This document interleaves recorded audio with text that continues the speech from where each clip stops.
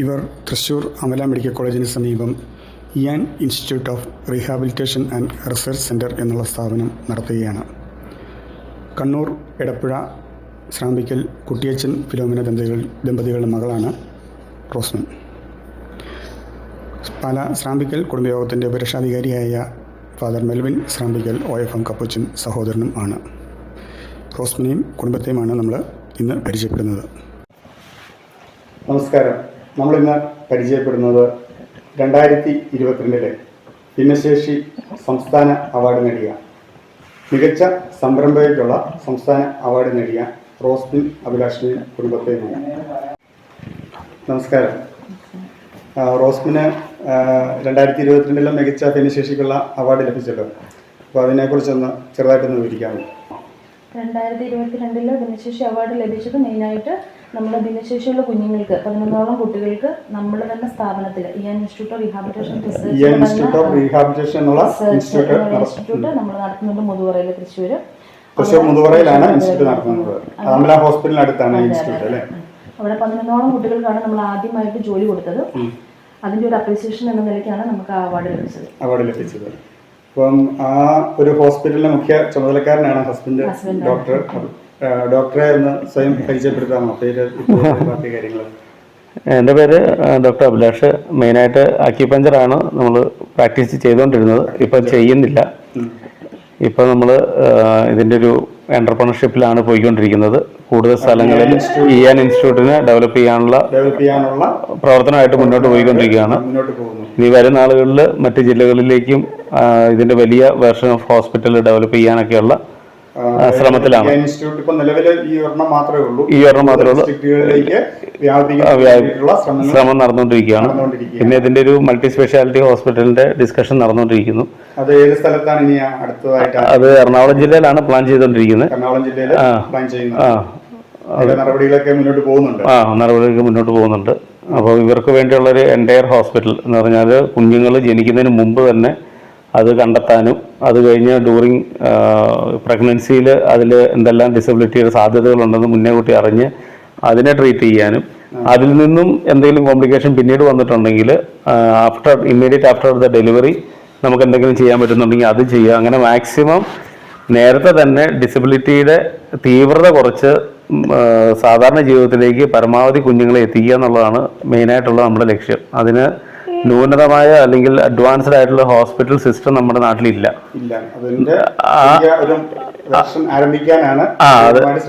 അതാണ് ചെറിയ തുടക്കം മാത്രമല്ല, നല്ല രീതിയിലുള്ള ഒരു തുടക്കം ഇവിടെ ഈ തൃശ്ശൂർ തുടങ്ങിയിട്ടുണ്ട്.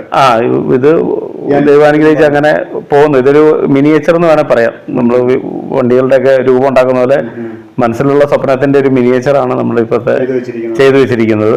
അത് ചെറിയൊരു സ്പേസ് ആണ്.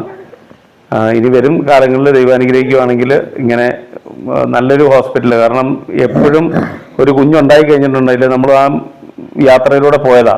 അപ്പം നമുക്ക് ഗൈഡ് ചെയ്യാൻ ആൾക്കാരില്ല. അതാണ് നമ്മുടെ നാട്ടിൽ വരുന്ന ഏറ്റവും വലിയ ഒരു ബുദ്ധിമുട്ട്. ഇതിന്റെ ട്രീറ്റ്മെന്റ് എന്താണ്, ആരെ കാണണം, എങ്ങനെയാണെന്നൊക്കെ. പക്ഷെ ഇപ്പം കുറച്ച് ആയിട്ട് 1-2 വർഷങ്ങളൊക്കെ ആയിട്ട് അതിനുള്ള ഇമ്പോർട്ടൻസ് ആയി വരുന്നുണ്ട്. അപ്പോൾ ആർക്ക് ഏറ്റവും ആദ്യം വേണ്ട ഒരു ഹെൽപ്പ് എന്ന് പറഞ്ഞു കഴിഞ്ഞാൽ, ഇങ്ങനെ ഒരു കൊച്ചുണ്ടായിട്ടുണ്ടെങ്കിൽ ആ പുതിയ അച്ഛനും അമ്മയ്ക്കും അവർക്ക് സൈക്കോളജിക്കൽ സപ്പോർട്ട് അല്ലെങ്കിൽ അവർക്ക് ഗൈഡ് ലൈൻസ് കൊടുക്കുക എന്നുള്ളതാണ്. എങ്ങനെയാണ് കൊച്ചിൻ്റെ ജീവിതമെന്നും എങ്ങനെയാണ് മുന്നോട്ട് നമ്മൾ പോകേണ്ടതെന്നും അതിനുവേണ്ടി എന്തെല്ലാം കരുതലുകളും അല്ലെങ്കിൽ തയ്യാറെടുപ്പുകളും നമ്മൾ ചെയ്യണമെന്നും, ഇതൊന്നും നമ്മുടെ പ്ലാനും പദ്ധതിയല്ല, മറിച്ച് ദൈവമാണ് നമുക്കിതെല്ലാം കരുതിക്കൂട്ടി തരുന്നതെന്നും അതിന് പ്രത്യേകമായിട്ടുള്ള ഉദ്ദേശങ്ങളും ലക്ഷ്യങ്ങളും ദൈവത്തിൻ്റെ കയ്യിലുണ്ടാവും. അപ്പോൾ അതിനെ നമ്മൾ വൃത്തിയായ രീതിയിൽ അല്ലെങ്കിൽ നല്ല രീതിയിൽ ഭാഗവാക്കാകുക എന്നുള്ള ഒരു തയ്യാറെടുപ്പ് എപ്പോഴും ഈ പേരൻസിനെ നമ്മൾ ട്രെയിൻ ചെയ്ത് കൊടുക്കണം. അങ്ങനെ കൊടുക്കുകയാണെങ്കിൽ ഒരു പരിധി വരെ ഇൻക്ലൂഷൻ സാധ്യമാവും. സമൂഹത്തിൽ കുഞ്ഞുങ്ങളുടെ ഒരു അക്സെപ്റ്റൻസ് സാധ്യമാവും. കാരണം ബേസിക്കലി കുടുംബത്തിലൊരു അക്സെപ്റ്റൻസ് കിട്ടിയാലേ സൊസൈറ്റിയിലോട്ട് വരുള്ളൂ. നമ്മൾ നമ്മുടെ മക്കളെ എത്രത്തോളം നമ്മുടെ സ്വന്തം വീട്ടിൽ അക്സെപ്റ്റ് ചെയ്യുന്നുണ്ടോ അതിൻ്റെ ഒരു പെർസെൻറ്റേജ് മാത്രമേ സൊസൈറ്റിയോട് നമുക്ക് ഡിമാൻഡ് ചെയ്യാൻ പറ്റുള്ളൂ. അതാണ് നമ്മൾ ലക്ഷ്യം വെക്കുന്നത്. ഇങ്ങനെയൊരു ഹോസ്പിറ്റൽ അല്ലെങ്കിൽ പ്രസ്ഥാനം തുടങ്ങാൻ പ്രചോദനമായത് മകൻ ശേഷമാണ്. ഇവനാണ് ഇയാന്. ഇവന്റെ പേരിലാണ് ഇൻസ്റ്റിറ്റ്യൂട്ട്. ഇനി വരുന്ന ഇൻസ്റ്റിറ്റ്യൂട്ടുകളെല്ലാം ഇവന്റെ പേരിൽ തന്നെയായിരിക്കും. അപ്പോൾ ഇങ്ങനെയുള്ള കുഞ്ഞുങ്ങളുടെ ജനനം ഗ്ലോറിഫൈ ചെയ്യാന്നും കൂടെയാണ് ഇതിൻ്റെ ഒരു ലക്ഷ്യം. കാരണം ആര് ജനിച്ചാലും ഇപ്പം ഞാൻ ജനിച്ചാലും ഇപ്പം താങ്കൾ ജനിച്ചാലും ആര് ജനിച്ചാലും അത് സമൂഹത്തിന് നന്മയുള്ള ഒരു സാധ്യതയായി മാറുമ്പോൾ മാത്രമാണ് അത് ഗ്ലോറിഫൈ ചെയ്യപ്പെടുള്ളൂ. അതിനുവേണ്ടിയാണ് ഇവൻ ജനിച്ചതും എന്തോ ഒരു വലിയ നന്മയ്ക്ക് വേണ്ടിയിട്ടാണ്, അല്ലാതെ അതൊരു ശാപമല്ല, ബുദ്ധിമുട്ടല്ല. അങ്ങനെയാണ് കുട്ടികൾക്ക് പ്രയോജനപ്പെടുന്നത്. അപ്പൊ അതെങ്ങനെയാലും സാധ്യമാകണം. അങ്ങനെ ഓരോ മക്കളും ജന്മം ഗ്ലോറിഫൈ ചെയ്യാൻ വേണ്ടി അവരവരുടെ പേരൻസ് തീരുമാനിച്ചാൽ തന്നെ നമ്മുടെ നാട്ടിലെ പ്രശ്നം തീരും. കാരണം അത്രയും കഴിവുള്ള ഒരുപാട് ആൾക്കാരുടെ കയ്യിലേക്കാണ് ഇതുപോലത്തെ മക്കളെ ദൈവം കൊടുത്തേക്കുന്നത്. ഇയാന്റെ 3 സഹോദരങ്ങളുണ്ട്. അതിൽ ഏറ്റവും മൂത്ത മോളല്ലേ? മോളുടെ പേരെന്താ? ഇവാന. എത്ര സ്റ്റാൻഡേർഡിലാണ് പഠിക്കുന്നത്? 4th സ്റ്റാൻഡേർഡിൽ പഠിക്കുന്നത്. മോളെ പേര്? ഇസബൽ. എത്ര സ്റ്റാൻഡേർഡിലാണ് പഠിക്കുന്നത്? 1ാം ക്ലാസ്സിലാണ് പഠിക്കുന്നത്. ഇളയ മോനുണ്ട്. ഉറക്കം വന്നു ഉറങ്ങി. മോന്റെ പേരെങ്ങനെയായിരുന്നു? ഇവാൻ. യുകെജിയിലേക്ക് കഴിഞ്ഞ് യുകെജിയിലേക്ക് പോകും. മോളെ ഏത് സ്കൂളിലാണ് പഠിക്കുന്നത് നിങ്ങൾ എല്ലാവരും? അമല മേരി റാണി പബ്ലിക് സ്കൂൾ, തൃശ്ശൂർ. അമല നഗറാണോ? അമല നഗറില്. മക്കളൊക്കെ നല്ലപോലെ പാട്ട് പാടുന്നവരൊക്കെ അല്ലേ? ഒരു പാട്ട് പാടാവോ ഞങ്ങൾക്ക് വേണ്ടിയിട്ട്? ഏത് പാട്ടാ പാടുന്നേ? 2 പേരും കൂടെ പാടുക കേട്ടോ. പാടിക്കൂ. ഒന്നാനും കുന്നിന്മേ കൂടുകൊട്ടും തത്തമ്മേ, നീ എന്ത് തേന്മാവിൽ ഊഞ്ഞാലാടാവാ.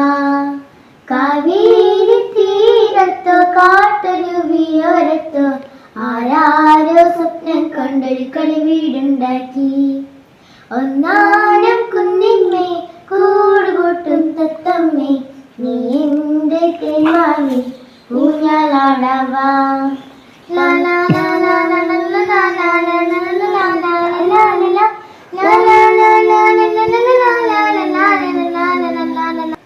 റോസ്മിന്റെ പേരൻസിനെ കുറിച്ചൊന്ന് പറയാം. എൻ്റെ പപ്പയുടെ പേര് മാത്യു. നാട്ടിൽ വിളിക്കുന്ന പേരാണ് കുട്ടിച്ചേട്ടൻ.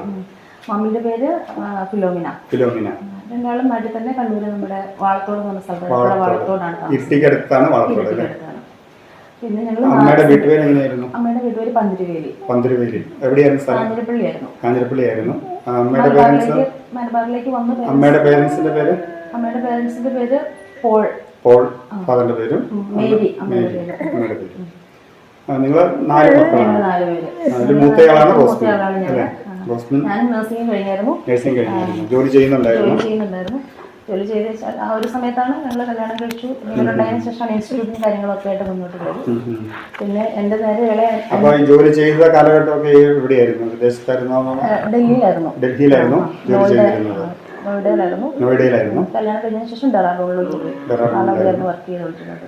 ആ സമയത്താണ് കുട്ടി ഉണ്ടാകുന്നത്. അവൻ്റെ ജനനത്തിൽ ഒരു 3-4 മാസമായപ്പോഴത്തേക്കും ഞങ്ങൾക്ക് ഡിസബിലിറ്റി കണ്ടതിന് ശേഷം പിന്നെ ഇവൻ്റെ ട്രീറ്റ്മെൻറ്റുമായിട്ട് നാട്ടിലേക്ക് തിരിച്ചു. പിന്നെ എനിക്ക് അനിയത്തിയാണുള്ളത്. അനിയത്തി അവള് പരിയാരം മെഡിക്കൽ കോളേജിലാണ്, ഗവൺമെന്റ് മെഡിക്കൽ കോളേജിൽ നഴ്സാണ്. ജാസ്മിൻ എന്ന് പേര്. ഹസ്ബൻഡ് അജീഷ്, ആളും നഴ്സ് തന്നെയാണ്. പരിയാരം മെഡിക്കൽ കോളേജിൽ തന്നെ വർക്ക് ചെയ്യുന്നത്. 2 കുട്ടികള്. വിവാഹം ചെയ്തിരിക്കുന്ന വീട്ടുപേര്? അജീഷ് ചീരംകുന്ന്. സ്ഥലം എവിടെയാണ്? അത് ചരൽ. ഇരട്ടിക്കടുത്ത് തന്നെ ചരലാണ് വിവാഹം ചെയ്തിരിക്കുന്നത്. അതിന് താഴെയുള്ളത് ജസ്റ്റിൻ.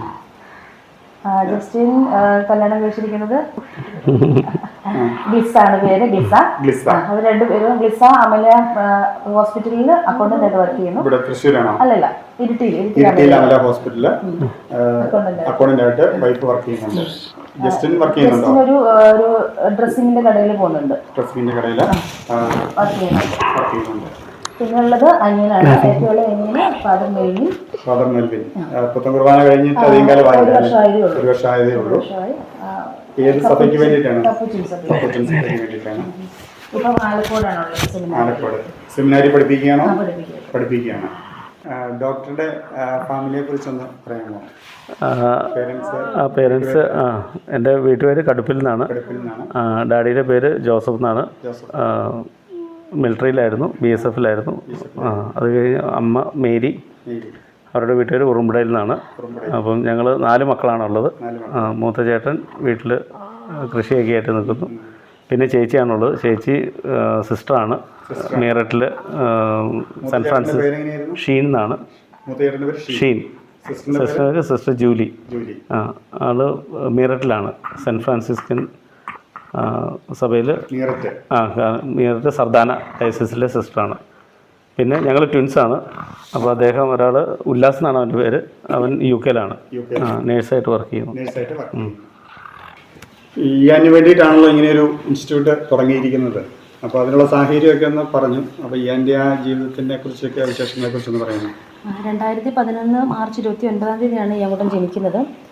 ജനിക്കുന്ന മാർച്ച് 29. ആ സമയത്ത് ഞങ്ങൾ ഡെറാഡൂണിലായിരുന്നു. ഡെറാഡൂൺ ഹോസ്പിറ്റലിൽ വർക്ക് ചെയ്യുമായിരുന്നു.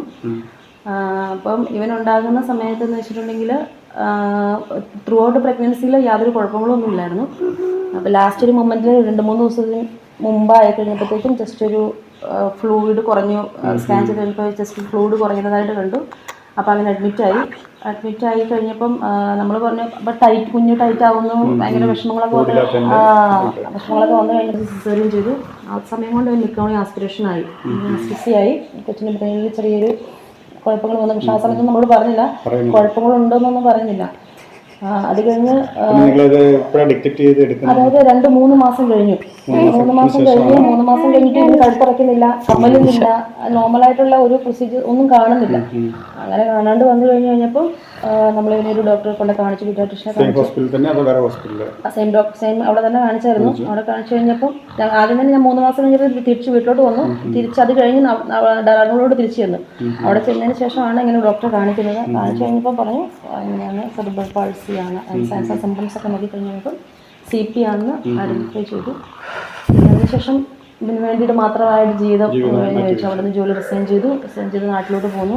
നാട്ടിൽ വന്ന് പിന്നെ എൻ്റെ തന്നെ വീട്ടിൽ നിന്നു. അവിടെ നിന്നുകൊണ്ട് കോഴിക്കോട്, അവിടെ നിന്ന് തൊട്ടടുത്തുള്ള ഒരു നല്ല റീഹാബ് സെൻ്ററോ ഫിസിയോതെറാപ്പി സെൻ്ററോ ഒന്നും ഇല്ലാത്തത് കൊണ്ട് കോഴിക്കോട് വരെ പോകേണ്ടി വന്നു.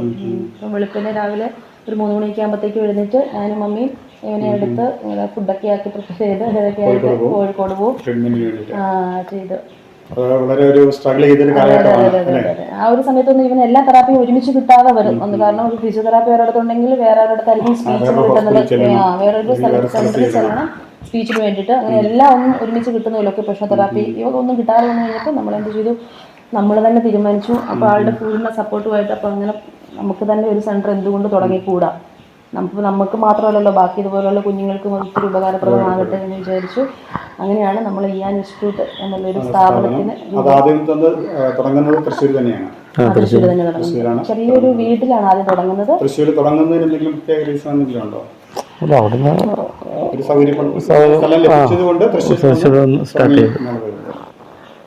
ഇപ്പം വളരെയധികം കുട്ടികൾക്ക് അതുകൊണ്ട് പ്രയോജനപ്രദമായിട്ടുണ്ട്.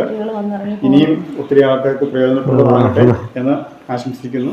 നന്ദി. Okay, thank you.